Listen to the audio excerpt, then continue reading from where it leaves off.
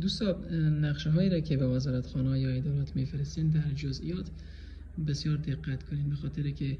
اداره های دولتی بسیار دقت زیاد نقشه ها چک میکنن. ببینید یک نقشه یکی از شفاخانه خصوصی است که ما روان کردیم به وزارت صحت عامه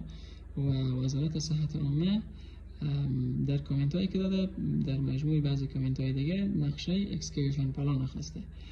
نقشه کندنکاری را. انجینیر صاحبا میفهمن که نقشه کندنکاری خیلی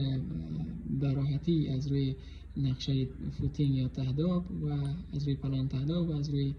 جزئیات تهداب قابل انجام هست خود کندنکاری، اما اداره‌های دولتی خیلی دقیق را چک میکنن و نیاز دارن که نقشه به هر دلیل کامل باشه. به این خاطر وقتی که نقشه رو به یک اداره دولتی، چی وزارت شهرسازی باشه، وزارت تجارت باشه، شورولی کابل باشه یا هر بخش دیگه، حتما با جزئیات دقت بکنین که چندین بار کامنت میخوره و